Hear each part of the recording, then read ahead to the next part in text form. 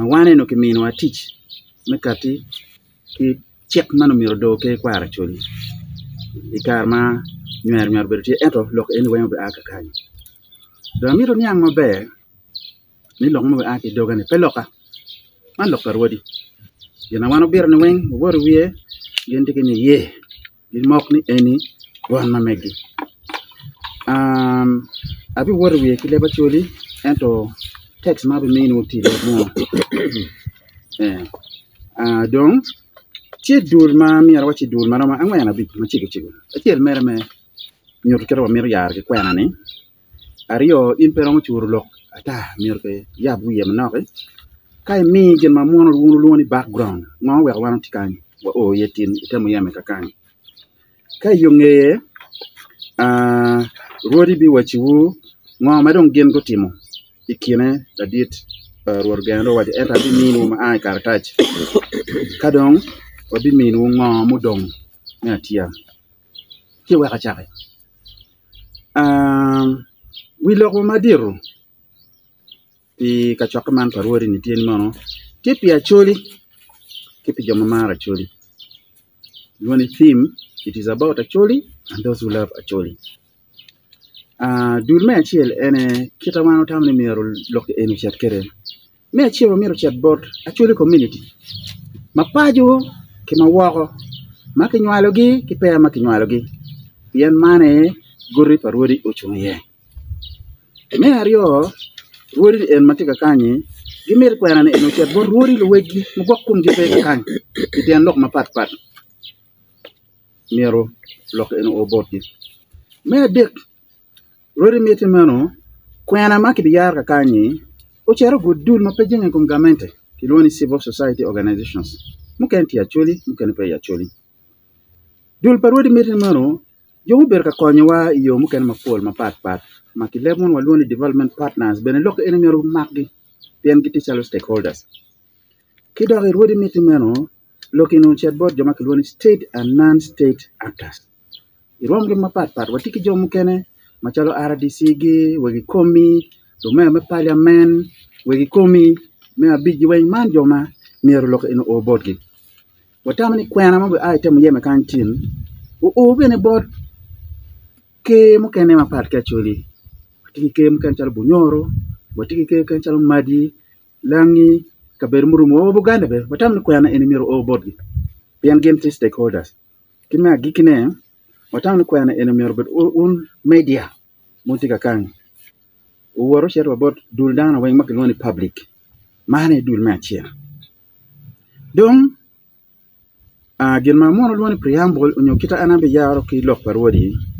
mero ngeni mano rodi mero wachini mano wilo bo mero ngeni acholi ti achele gan machalo kaka kan ngar mo matika wona acholi poke kan ngar ti wa acholi kalwenyi kin kekendi ngar eno no tame petam acholi no tiki awala kerane mo no tiki mirne mo mapat donc rodi matika kan ko berni ditigi chung chala choli keri ke bet kata wono ngai leba choli ko tonu bena yoke karo kene yoke tor berkin rodi eno meno tonu tika yoke wamiti bene rodi bene mirni mano wangeni mo ikinwa ilo ma choli watiki jomo ken ma pe choli eno gitiki chuny ma choli ma wunu nge ma be mal berti kar mo beri pe wa ma ler ka kan ikar me lwen kido ikar ma wano chako rocho pajo inge lwen unge ma be ni dul mu ken ma chuy kum ka choli pe choli ene wana mer ni mano pe wa be kwayo kija ko mir ti dama ko man en kwerwa mago wa ngam ma choli go wa ni mano acholi oti jomo ken acholi petor chung pere kene ene mero nge ne ma be mene kira ba chako kere preamble na meko we da chere background kira nana ana wajani tuno yoke tuno berka yoke kinwa ento kigu marach eno chero ka gudu guri meke makilwani ke kwara choli mati we god kid manana temo yoko loke ke kara choli ke kwara choli tie mere pia choli beti ngarimo birwe la pili ke kwara choli ti la pili pa choli chidong pero chako berutie iguri me ke kwa choli eno umoja maka ali bari okapawi adek ko ene ntino maka ali bari opiare wadek pe wa chubuloke umiyo futwa tiye pe ko neno chake kache go magok tongeyo ikarma winye ocharo chot ikin prime minister ma ikar chamano nye Kenneth Kera ki program officer me ke kwa cholo nye ukema santo la jeje ikarma pok unyotie pobero mabe malubo kita ke berkatikere ki kony ma berkabine ke kwa yo marach enu o iriemu ukema santo la jeje yo marach ada ukema santo charo mojlo ene do ya ho je mo berkateme weng en karma kini enotime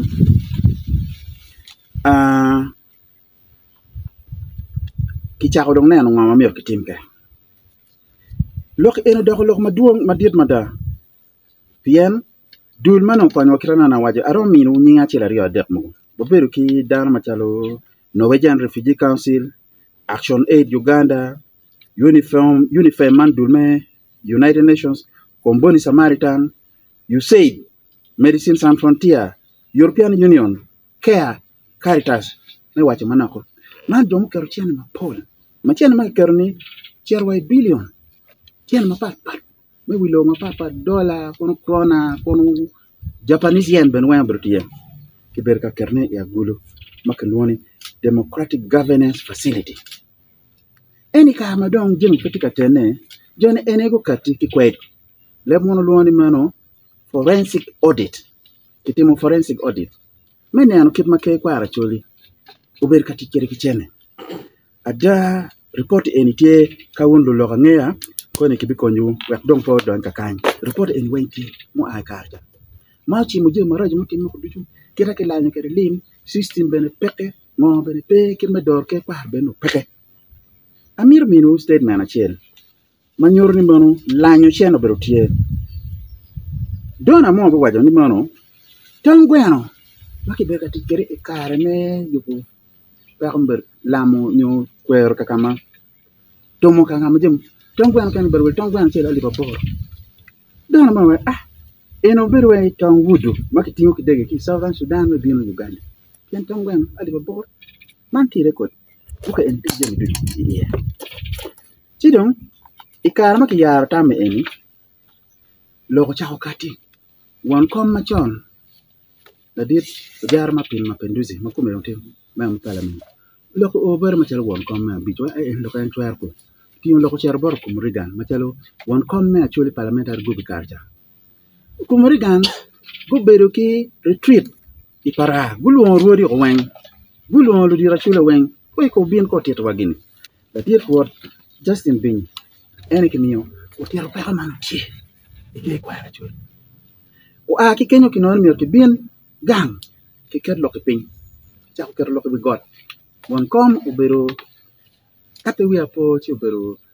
bishop onen onono nwen kichako ker loki ki kenyo mi committee ario committee chel kinoni donor probe committee kar en le wirwori machon machala chana on tika kwano laya ngaman tika dor ke noti le lukore man kilo George William Lugai en tika dor kom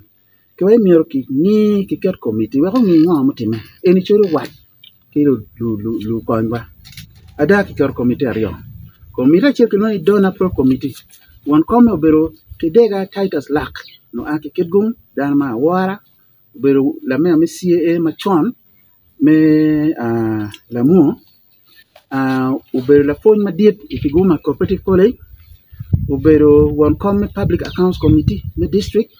eno bir won kom kilo memane record ti kono neno committee mario onome kati ki chik ben chik madoro ke kwar joli ben nyer en wen char en wen ukata pian genno dor ke kwar ada won komme obero geli quality an abino talo karan me committee wati wate wakero the draft constitution eno adwala chako bino jemo pol time committee en wen to lero eno gina mi alwaje la tina chule chel mano kilo oto foot wono donga to ono ti chairman me board of Action Aid Uganda okele wachene ada no chene pepero ya check ne mo bir kichende mi chako ti eno we ti ti ne ento adwala mo bino donc kira wani anke la chen bir gina terra ma ena adwala ni furu lubu kwa watini lo terra mo polo bir tin ikin mo ma kumati mano mo maro bir we got ye me check way prime minister ma chon ma chalo kenel ka no kwa nyoki office mu ken ke way road mai chalo David nena chana mano ene jemi tika timme chien ono mero gam lim mo wen lim ma choko million mi are pier def million eno gam ki bod luti me ke kwa no tim me adek ke wani secretariat me ke kwa ra cholo no mer ki rocho dojo mano kirma ki kero jone bene kirene tika male me angwen ene lok me committee ario me angwen ki ma big committee ario ma ana waje ki kirma ki ti juge ke da ana wachi weno gima ata mer wonu nge aneno press pa dul maki kerogi ma wara chan kerogi gukati iradio bo berakari nyene chiko wendong tie chiki choiti we got kani mer chet kuno amero gonye ka kan ni chik na tivi got ba tie bug matien tien mai goyo ka ini mer nyomi ya choli kitimani ni ka to ti me chulu ko kitimani ni nyoma ta fut kitimani ni onyo lo kan mam kitimani eni pa chik kitma wori ni eni gukati kere mati ibu ko ni won benen ko pini eni kiloni constitution pa chik maron kumeri ti wori wiya eni kin ma chulu ber ka penyo ne pa chulu ber penyo bug me chulu ko kono bug me nyom no bug me la kan mam ko aya gen mara ta mi ana kelwiya lo dir no tiuti ma pol ariyo ber pol ikogi me achel kit me kon me limbe no ber pe nge je mo mer chane me ariyo yu pen chik bene ni rebe ki dar ma no technical staff uter kare eno ki gum para che jiro no dar ma queen ma ubinge ne la chen ma o katiki chik kumbe chik tie me aderi kiber ka ker tebo mo adwala mo ker tebo lok ki rode mo wakpe o ka chokke ki bor jo kana bora uber ka timama pol ento kuma ni iwa yom ni mano chek eno kar ma draft eno bertie kitero Uganda Registration Services Bureau ama ki buki nyine ki no nying mo ke kwar chelo no pe kuno o agi kan eno ochero kama ki luoni gazette ikarma ki gazette donc o kati community machala chek ka oneno mot koni ruode wen o kero tingi buken ki dio bene pani famiri batia donc kumberi acholi tiki chek maromo dorogi mabiti to jemi dujo kore kono ini yome governance nyo kirme tiki dano lokme tiki chente kirma inron don gede ike kirma gwa ram kar kere iberi pikar marom wen ti kar ibuke un koni kibi minu kopi mameku mane tij maro time mano tij mano tum o don kama na la dito wacho ni mano ne yan kichima home ye bila wirwori manyen ya choli bien kirana kabayo man jober ka tutuno ini anda para ngwen ya chakti loj mati ikit gum mirye beche kumero chika makurodi kwen ento kirnga wen mo ti organizing committee disorganizing committee benetie disorganizing committee ka tij tek mada men tem ne ka twere rodi po bin ka twere nieno eni po o eno nieno pedire nieno bertie lo dire eni giti ka tij mada mane ka kama amire ununge ni mano lok ugi ka ento wiya wil mano tije mukena ma otime atango upo ni mano nywera mo bro tie pi ngom mo makiloni plot 5A Airfield Road eni la be kit ma yo cher kwelo ni mano unu be data ngom eni ti chuk winyetie ki National Social Security Fund ni mier ko wil gino eno wile uno la tekone tie ngan makiloni Rod David ne ana chana mario mantika mier charo ngamin machala mege loko biro jogo won come governing council mano mier ketien we ki won ki prime minister machon we eni time kodo wano donye ka bujko ti loko chero ti nyanye ki temo ki bier du ni katwe lok ki tiok la i ot ena ta mier won lo chojo ngema beba ni ikar ma loko kati woko ki temo kongwon kom me governing council maladit ruot Collins Muratiko ki prime minister bitam katwe loko en ki tiok la yor bu jaxo gwele ki ruera ria dek moni loko en bin ki timni bu jaxo gwele lu prida mu kene lu dir mo ni kong timni la yor ento loko katu wa ko pien ngan mano mero kala win ko win loki torwa utamani kiri ki jok bibi char gin ki guma be ku dir wara nyim ku cer ker gir mak non ka ve ki geng maki geng ma ker man matie wanga gene o cer way dong tin wa woro nar mo bi lako dong non beneficial capital ti ngom chan mena tam gina mer gunu nge ni otime atambe mer nge ni manu kitemo yele ki yo mu kene duju ni ka twer ki tiok lo ki la I on atam upo did Bishop Madong no yue kilon Bishop Emeritus John Baptist Odama utamo mada ki actually religious leaders peace initiative metamo nan ka kilo tiok lo endo ngane atamo upo dulpa elders forum ma won kom gitie honorable Livingston kilo waro mukene well ko retired justice of the Supreme Court dalin kelo very committee utamo lok ni ka twa tiok la yo le ridano eno ngane ti dulman makiloni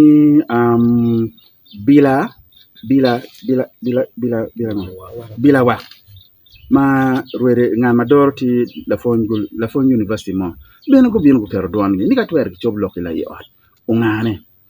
dul mu kene tie lo dirmo concerned elders mo go akikidum ngan mo tel wi ko bero la dite emi la bal pin robe la bal pin wodo mar en bene ubiyon kitima megi go ago bino jone loko en ka twer ki non yo mo metio kono en o ngayo tira mbero ay kira ning la tien mone kenyo o ngayo wi jok peoti me now yin ma ta mo won mi ro nge do we ka chulo nge ayeni mano dul en wen go bino tan mo o board interim committee ki jologi ki bunyo tamgi en kara man ko chero iwi gari ki ngalo gyo pegi miyo ka na mo ken mo bunyo tammi gin mo time aye la dit ruot ena kalkale peba chana ti ruot ba ruot pa yara eni pe ngar wai pe da ruot pa yar gerke ruot chana makumbere pitutono ti ke kwaro uchoyo lutit manyen prime minister kilo lokwara rio don ka won ma kwaro matut tele media ngeni ibuk man kiloni animal farm ti koge man kenyo kam ke nyalo lutin go ki kam ke ngar ngeni go pe kam ke o mani en lok tuwe gonyo do gogi do chakore mo jomale gitam ki dirajul man gen moti me ike kwaro chuli bien lutin en ka wono neno lo ngi lutin bien tamgi kitung barom do tampal tim ubino kile maraj me yet me chach way ko do diru maki keroge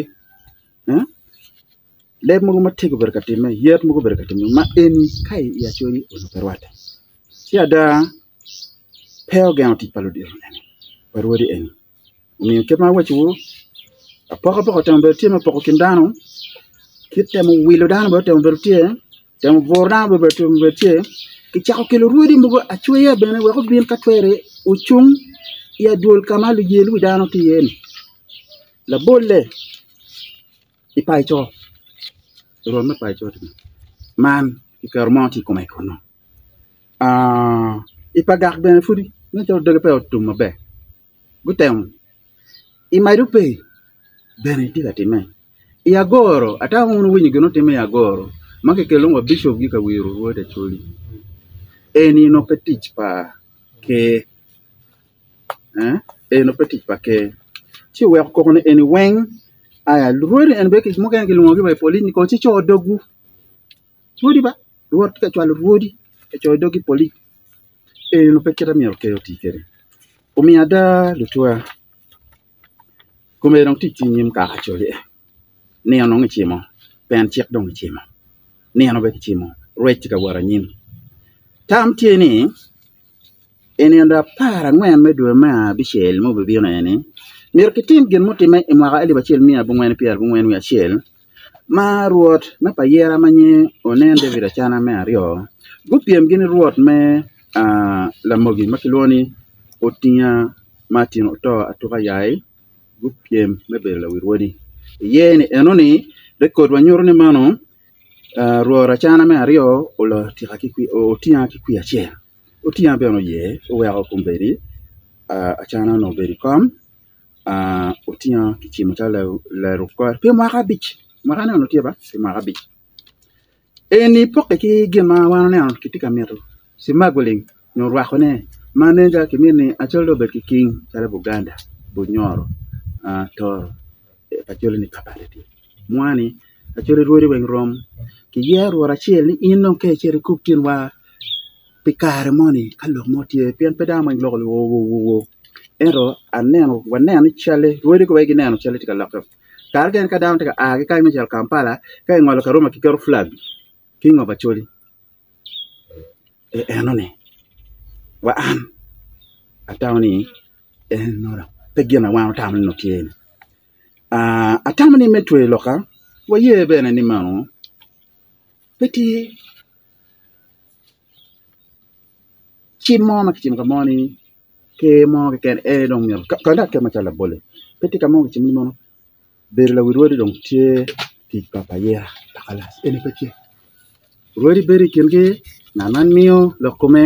maluba ki chek maro manyan tie madano yero ene